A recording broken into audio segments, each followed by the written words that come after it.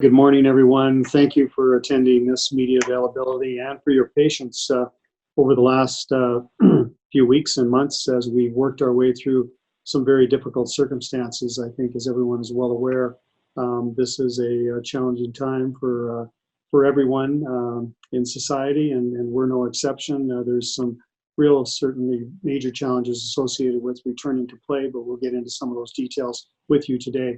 As Taylor mentioned, we completed our annual meeting yesterday, and we have a number of items in addition to a return to play protocol to share with you today.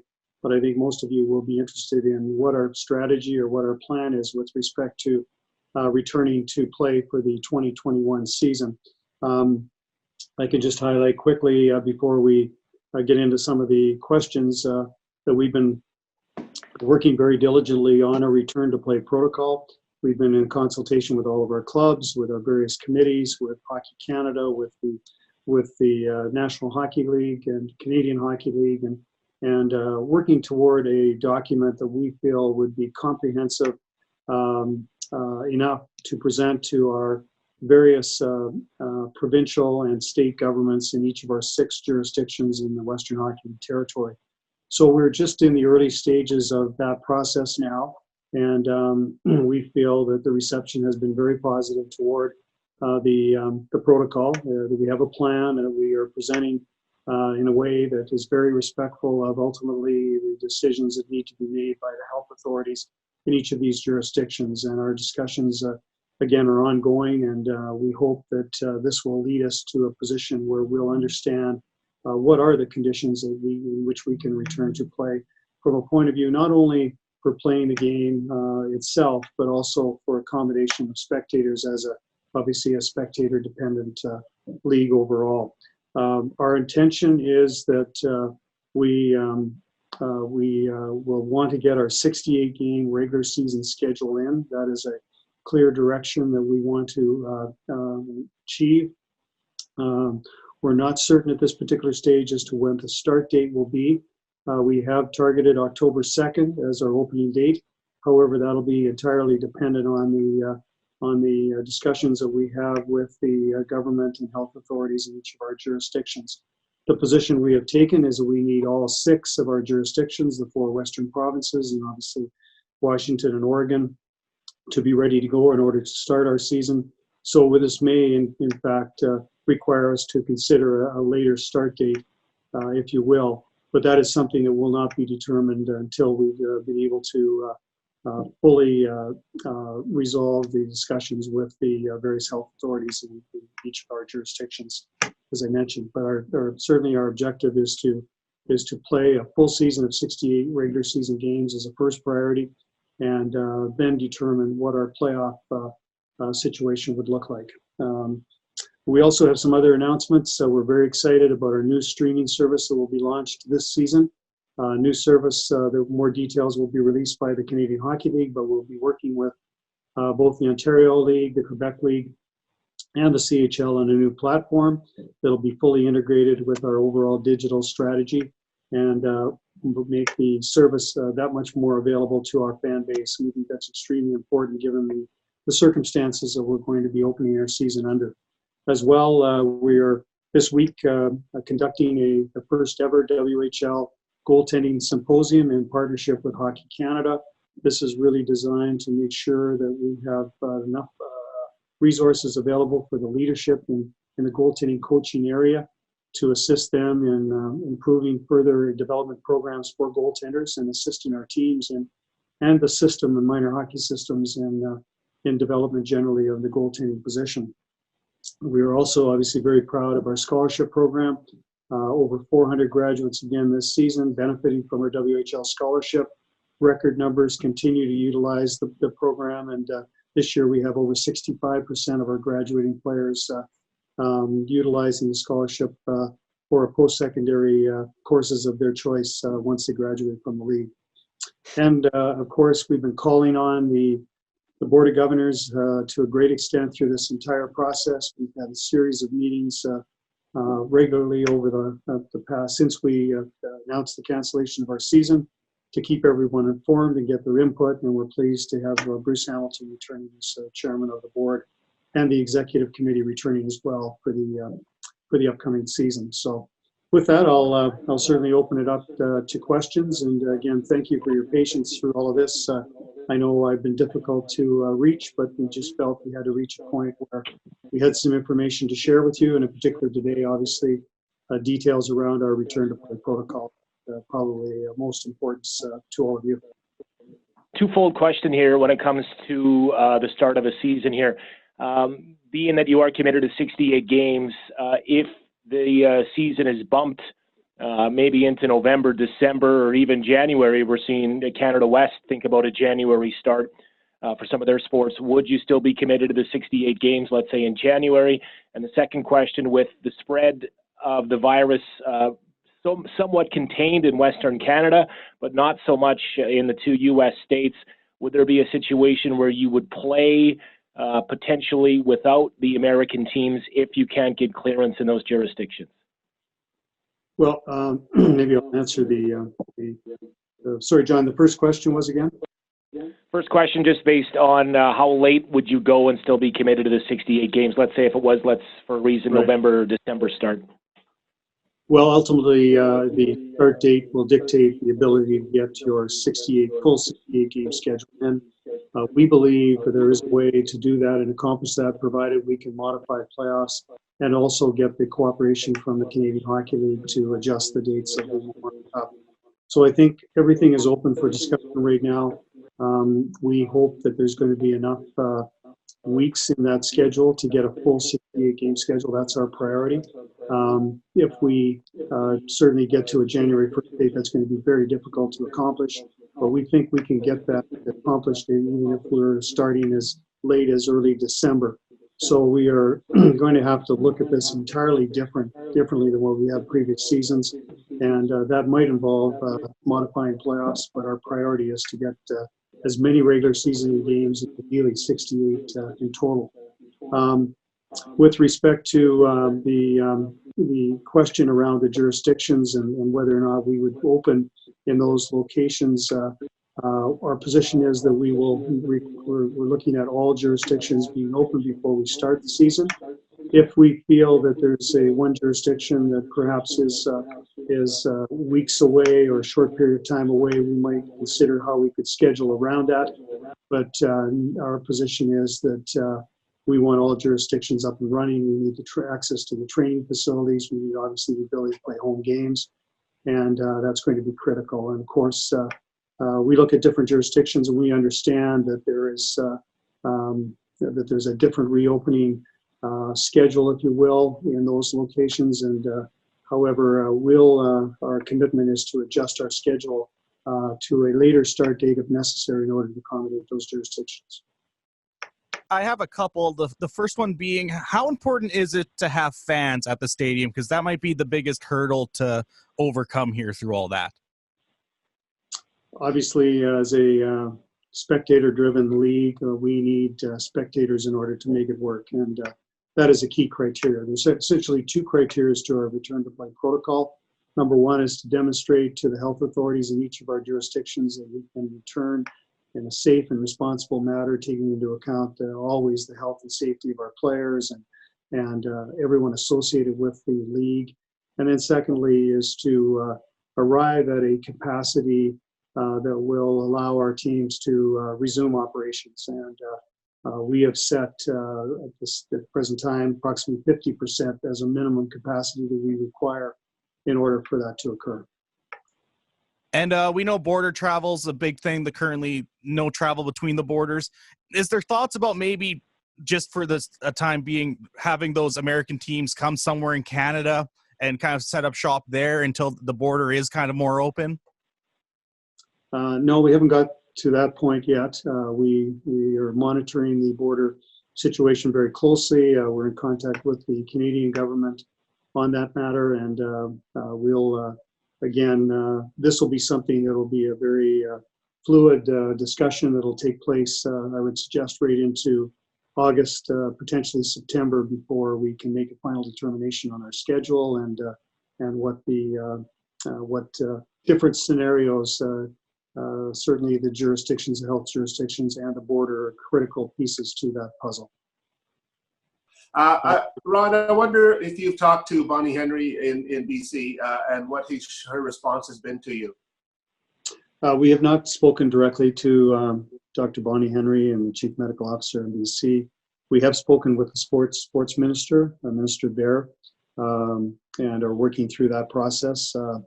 We certainly appreciate and understand that at some point this matter will be brought before all of the health authorities, including Dr. Henry in BC. Thanks, Ron. But the channel we're using in BC is to contact the sport minister first and work through that channel before the discussions take place with the health authorities. And what has Lisa Bear's reaction been, especially to the 50% attendance figure that you're talking about? Well, in fairness, we just simply focused initially on what our requirements are for return to play, and she's been very receptive to our document. I think that it's always important for government to see that we have prepared a plan and we are prepared to work with them fully to arrive at a position that's going to work for ultimately for our league. But no, the response was very positive, and she has undertaken to review the matter internally with the government health authorities. Thanks, Ron. Hi, Ron. Just a couple of quick questions. First one is, when do you expect the results from the special task force, and is that kind of what you're basing the official start of the season on? Well, as I mentioned, we have 6 jurisdictions, so we expect that we'll start to get some answers probably within the next 30 days as to what it will look like. We are being very patient. We understand these challenging times for the provincial governments, the states, the health authorities concerned, and we'll respect their timelines. But we expect that in those locations where the reopening phases occur earlier, that we will get a response, like from those provinces or states before we will in others. And we'll just work through them on an individual basis and compare notes the success of our task force jurisdiction. And just another question. I don't know if there's an answer yet, and this might be putting the cart before the horse here, Ron, but if the NHL's 2021 season doesn't start until, say, November or December, and everything works out for the WHL and you start in October, what happens to some of those NHL prospects who have a chance to play in the NHL in the 2021 season but have already started in the WHL season? Well, in fairness to the NHL, they've got an awful lot that they're dealing with currently, and we have not had those detailed discussions. I think our partnership speaks for itself, long-standing involvement between the Canadian Hockey League and the NHL, and we'll be very cooperative in allowing our players and releasing our players to attend NHL camps. I think the general philosophy, because we have the same challenge in our league as to whether we would be looking at bringing in more players to training camps. I think our philosophy will be that we will limit the number of players attending our training camps out of respect for midget and other levels of hockey. I would suspect that we'll have those types of similar discussions with the NHL at the appropriate time. Thanks, Ron. Thanks, RJ. Ron, I think we can agree that October 2nd is an aspirational date. What was the value the board saw of actually setting a date? Well, we have, of course, a responsibility to establish a schedule, and we've been working on that schedule for quite some time. I think the schedule forms the basis of what any contingency plans would be to begin with, to make sure we have building availability, that we have a good sense of what access we're going to have, particularly with facilities. Having said that, I think everyone understands how flexible we need to be in these circumstances, and if we have a delayed start and it's November or December, that we're going to rely on the buildings to open up, give us the necessary flexibility that we're going to need, and we're going to potentially make some adjustments overall to what our schedule looks like. And that is something that we're going to be addressing here once we have a better indication as to how our discussion is going with government and what the prospects of the start time will be. One other question. What would your message be to parents who maybe live on a farm and there's no COVID within 100 kilometers of them, and they would potentially be sending their young men to cities that do have it? How would you reassure the parents? Well, I think that was one of the most important aspects of our protocol, was to demonstrate. We haven't shared all that information yet with our players or parents, but we will in due course once we have the necessary approvals from each of our health jurisdictions. But I think we would say simply that the health and safety of our players is our first priority, and that we will take every necessary precaution to make sure that they are protected through all this. It's a very good question, because as you're aware, we have different circumstances in each of our locations and in regions, and consequently we're going to be prepared for that. And our teams are obviously have been working toward that, and will be prepared once that day comes. Hey, Ron, just wondering if we see a scenario in which teams play only within their own division for the first portion of the season, or any type of scheduling changes like that. Marty, what I would say there is anything is possible. Again, it's going to be dictated by largely what the outcome of our discussions are going to be with the health authorities and what restrictions we are working with. We talked earlier about border crossings. We talked about quarantine situations that occur, various restrictions that might be in place that will be unique to that particular center or province or state. So we have to take all that into consideration. I think that we are just committed to start playing as soon as we possibly can, and in a safe and responsible way. But we're going to need to certainly be flexible from a scheduling point of view. So stay tuned. We might have a completely different looking schedule than we traditionally have. Would more divisional play be something we're considering? Absolutely. Right now, we've built our schedule based on a full, a normal schedule, I guess, if you will, from a Western Hockey standpoint, with full interlock games and so forth. But we may be having to make adjustments based on what the outcome of our discussions are with the health authorities. Thanks. Can I just get one more in, Ron? Is there any scenario in which the league starts charging players to play? No, not under any circumstance. We are looking at, in the event that we have a late start, what development opportunities we could provide to the players.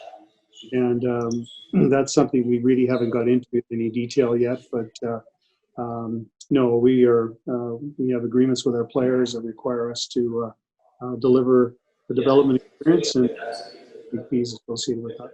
Thank you. We all know that leagues like the Western Hockey League are gate driven. Who knows if fans are even going to be allowed the 50% capacity, whatever. Is there a situation where if no fans are allowed, just financially, you guys can't go ahead with the season, or at least the fall portion of the season? Well, that's a possibility if in the event that we can't get to a certain spectator level that will allow our teams to operate, we will not be in a position to start play. So we need that spectator capacity matter to be resolved before we can commence play.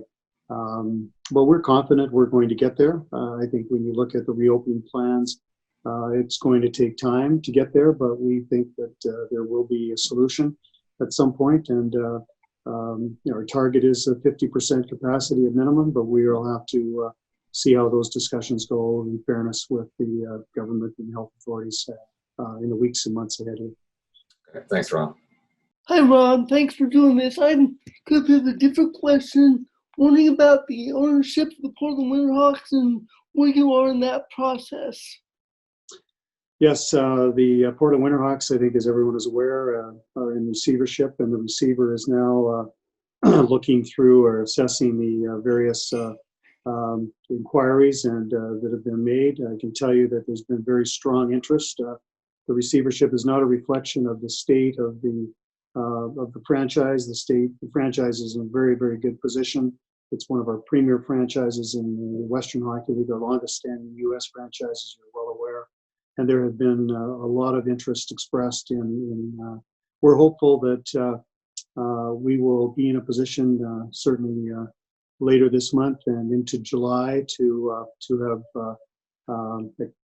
selected a candidate, if you will, to become the new owner of the Portland Winterhawks. And we expect that timeline, it's important to have that resolved as quickly as possible. And our target is to try and get that accomplished by sometime in July. Okay, that was my follow-up question. If it drags on into the fall, what's the status of the club if we haven't got a new owner by the time play restarts? Well, we haven't really contemplated that. I think we're confident that we will have this resolved, just given the level of interest that's been expressed, and we think that we're tracking in such a way that that will be resolved, as I mentioned, sometime in July. Thank you. I had a question to follow up a little bit, clarify on this capacity, 50% minimum. Is that from day one? Is there no scenario where you could possibly play a month or two with no fans until those jurisdictions opened it up? No, we feel we need to have spectators in order to make it work. Obviously, we're a ticket-driven league from a revenue perspective, unlike other professional leagues or leagues that have ability to have broadcast revenues and other sources of income. We do not, and consequently, we need to rely heavily on spectators in order to make it work. So our position would be that we would need a minimum capacity. Our target is 50%, but again, that'll be determined based on our discussions with the health authorities. And then we haven't heard anything, or at least I've not seen anything about testing of players. Is that something that's going to be part of your plan here? We'll just break down to those details again once we've had further discussion as to the requirements that each of the state and provincial health authorities have, and we'll do whatever's necessary to meet those requirements. Right now, we have a screening process that players will be subjected to each day as part of our protocol, but not subjected to testing unless we're required to do that under the provincial or state guidelines. Hey Ron, Claire Hanna with CTV. I'm actually just curious about the revenue model for the WHL. What's the financial situation given that right now you don't know when some of those games will return to action? Well, there's a lot of uncertainty, and I think that's something that's that no one is familiar with, and it creates challenges unto itself. The inability to predict, when the schedule is going to start and how many games and so forth. It certainly presents some major challenges to all of our clubs. Having said that, we're very fortunate in all of our locations. As you know, we've got a strong fan base, and we've got great corporate partners, both locally and regionally, nationally, who have been very, very supportive and understanding as we work our way through this. And, I think that our teams are just anxious to know when that start date is, and making sure that we can get a full 68-game regular season is a priority in order to preserve season tickets and sponsorship arrangements in those communities. We've seen in a similar model league, the CFL, a lot of management taking pay cuts. Has that been a recommendation? Has that happened? It's been a case by case, but generally speaking, yes. There's had to be a number of different adjustments made to the operations of our clubs, and I think we've taken advantage, of course, of federal programming that's there, to wage subsidy programs and so forth, as other businesses have done. And but generally speaking, yes, we've had to reduce our operations overall, both at the league and the club level. Thank you. Thanks. Hey, Ron. I just want to talk about the start of training camps. You have a start date for the season, but what about training camps at this point? And if the season does get pushed back, do the training camps get pushed back, or do the players continue to stay in their markets and continue to practice? Well, first question would be that we would start our training camp. For instance, October 2nd, our training camps would open on September 15th. So approximately 2 weeks would be the lead-in time for a start time, which would probably be October, November. If we were to start in December, we would probably shorten that period up because the players will have had the opportunity to have sufficient training before arriving at training camp or prior to the start of the season. So we would see, if we did start later, that the later we go, I guess the shortening of training camp would be a possibility. We haven't really discussed yet what that period of time would in advance of the start of the season with a delayed start would look like.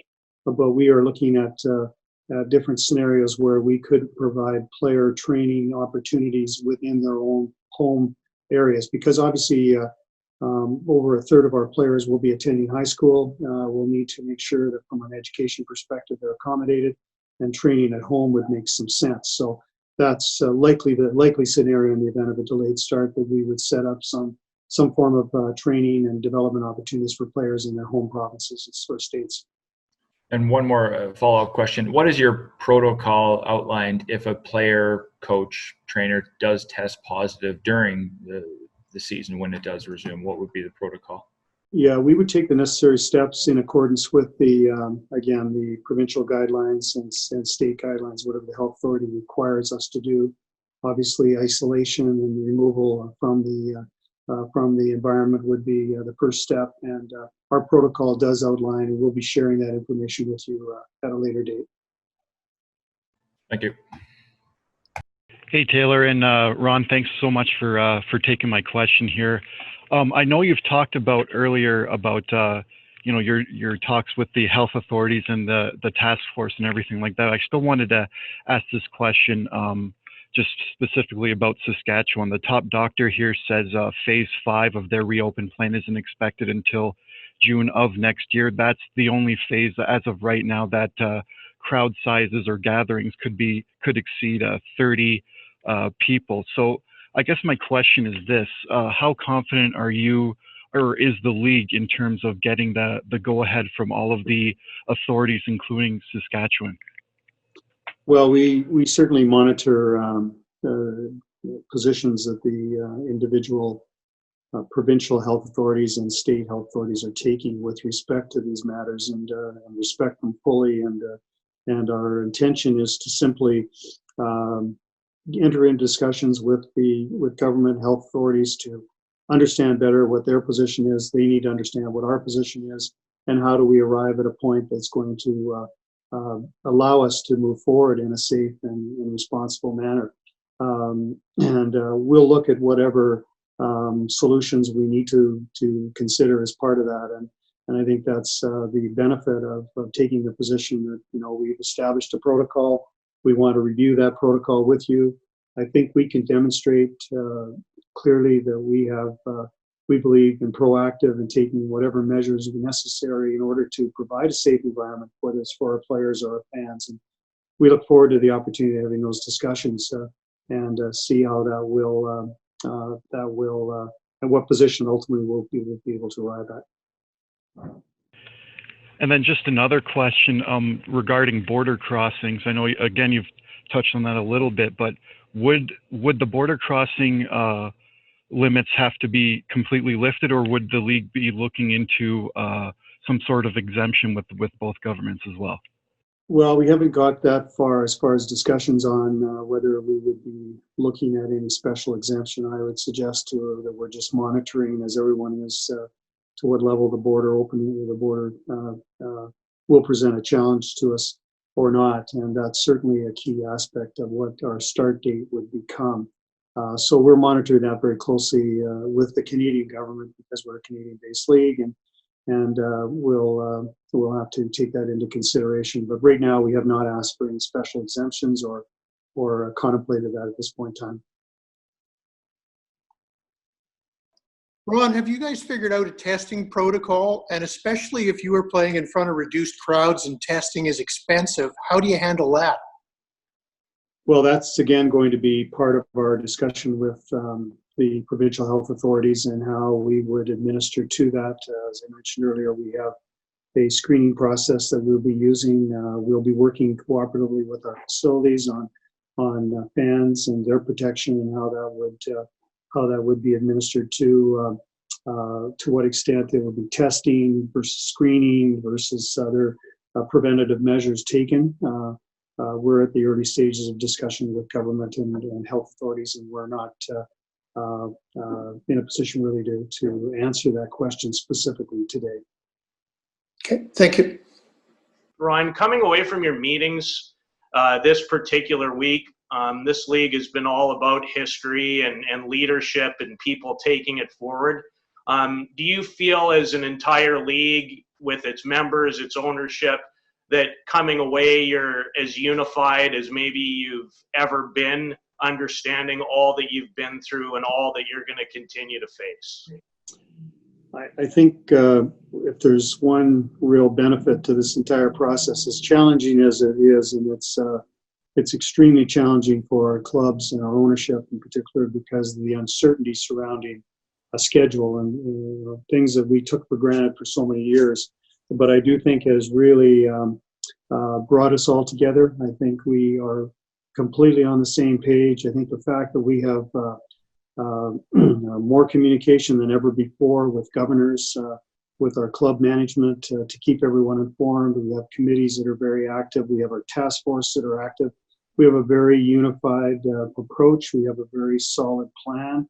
And I think that's going to certainly put us in the best position because when you look at it, we need the support of everyone to get to where we need to get to, and recognizing at the same time that whether it's our facilities or whether it's the community at large, we are going to have to do what's right from a health perspective standpoint, and we're going to have to be very patient through that process. And I can tell you that our clubs have been concerned, but have been very patient, very understanding.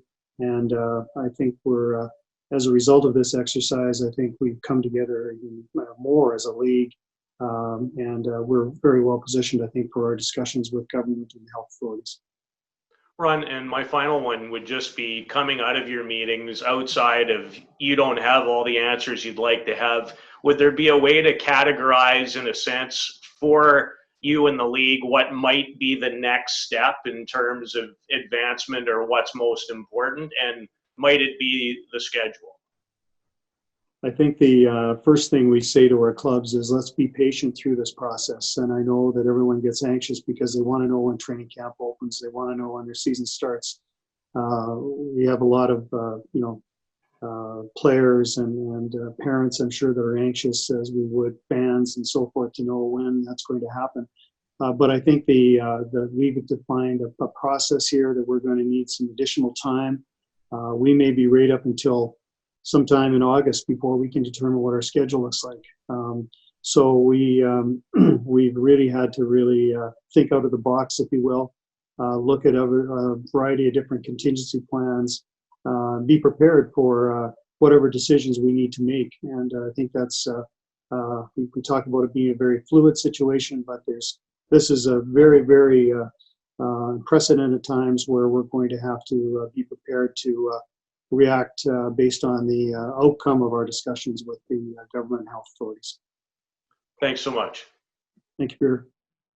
I know you kind of mentioned it earlier, Ron, about kind of the fluidity of when the schedule and playoffs and Memorial Cup and everything like that. But have you guys discussed kind of a hard deadline for when a decision has to be made? I mean, if you're pushing this into a January start, is there a certain point where you guys just have to throw in the towel? I know nobody wants that, but have you discussed a hard deadline?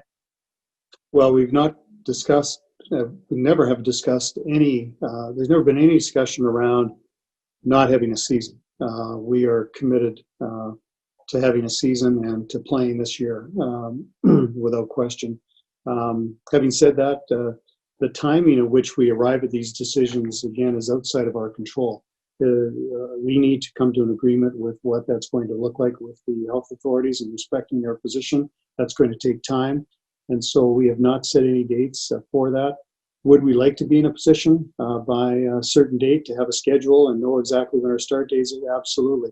But that's going to depend entirely on our outcome of our discussions with the health authorities. And I think based on our initial response, I think if we're patient and we respect the fact that the reopening is going to occur at different stages in different jurisdictions, and we'll then assess that and then make the determination when we can set our schedule. All right, so you mentioned that all 6 jurisdictions will need to be open in order to proceed. When you say open, does that include crossing between those jurisdictions? Like you mentioned, the potential for starting with divisional play would be a possibility. So would there be a possibility that you'd start the season before people could necessarily travel across the border. And on that note, would you be willing to go ahead with the season if isolation protocols are in place? And then if those protocols came into place in the middle of the season, like we saw earlier this year, how would the WHL react to potentially having to self-isolate crossing the border? I think that's something that we can't really assess today, but we will be able to assess once we get a sense of where we are with our discussions with the health authorities in each of our jurisdictions. And then we're going to have to set and plan our schedule accordingly. However, I think there's certain obstacles that we would be very concerned about. If there's no real certainty as to when the border crossing the border would be opening, if you will, for travel of our nature, that would be problematic. Ultimately, we'd have to look at that circumstance probably is differently. Movement between the Canadian provinces and states and that sort of thing would not create as much of a challenge, but certainly the border is a major issue for us ultimately. But would we be prepared to contemplate a schedule that would start in our divisions and then open up over the course of the season? That's something that we would certainly take into consideration for sure. Perfect. Thanks. Ron, do you know who's going to be in charge of enforcing distancing within the arenas? We haven't got to that level of detailed discussion with the facilities. I can tell you that we're very pleased with the cooperation, participation of our facilities. We have a WHL Arena Advisory Committee, and they've been very actively involved with our protocol, building our protocol with us. The information has now been circulated to all of our facilities, and we'll begin those discussions between our clubs and the facilities, I'm sure in the next few weeks, months ahead, in order for us to be prepared once we open. Thanks, John. I just was one more here. Any talk of keeping senior age staff off the bench or away from the team, whether it be older coaches and GMs? No, we've not had any discussion of nature at this particular stage. We're looking at whatever preventative measures we need to take. Whether that involves masks for staff and obviously other protective equipment products that we'll need to have in place in order to meet those requirements for the jurisdictions. Thank you. Ron, it's a little unrelated, but I don't get the opportunity to ask you that many questions. And, since this is sensitive, but since the death of George Floyd, there's been a big anti-racism movement, and I'm just curious if you think there's racism in the WHL and maybe how you plan on engaging in that discussions with players. Well, I think, first of all, that it's for society as well as the Western Hockey League, it's something that's an ongoing process that we address. We have certain policies concerning diversity and inclusion and racism, of course, not tolerated whatsoever. But the ability to monitor these things and the ability to conduct yourself in an appropriate fashion, whether that's on or off the ice, is extremely important. It's something that we have to continue to be diligent on. And I must say, though, that our players are very receptive and our staffs to all of the various educational programs that we have in place. We have a new program that will be launched this season, which we'll have some further details for you a little later, that we feel very strongly that is going to address these matters in a more significant way, in addition to the work that we have done already with our variety of educational programs. But we have a new program that's being designed that will be addressing this as well, and continuing to reinforce the important messages.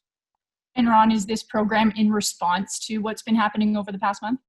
No, it's been something we've been building out in an area that we feel very strongly about, and it's been, I guess, redeveloped into a more comprehensive approach, and so we'll have some further details on that. But it'll be something which we'll be working directly with our players on, and I think will be effective in providing the appropriate code of conduct that we all want for the league. Thank you. Thank you. Commissioner, when it comes to eligibility as far as age goes, would the WHL and perhaps the CHL be looking at anything where maybe this year does not count, or perhaps you're giving them an extra year of eligibility in the WHL given the development phase? And with that said, kind of a two-folded question there. Is there any possibility of going maybe from 3 overagers to 4, just based on, the fact on the development side of things? We've not had any discussion with respect to extending eligibility of players. I think that'd be highly helpful. I think our plan now is to continue with the same rules and regulations that we've had, including the composition of our rosters with 3 overage players and 2 import players to complement our.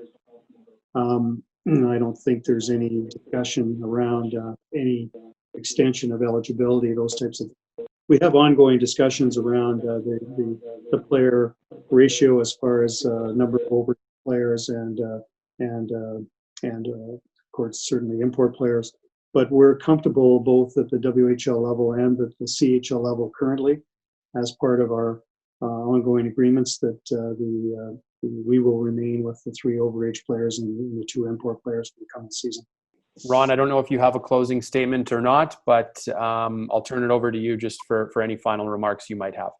No, I'd like to express my thanks and to all the media and those in attendance today, because I know this is a challenging time for everyone to cover leagues such as ours, and we do appreciate your commitment to doing that. And I can give you assurances that as we have updates, we will be back to you. In the meantime, you can be assured that we are working hard to returning to play in a timely manner and in a safe and responsible way as well. So thank you again for your patience as we work our way through these difficult times.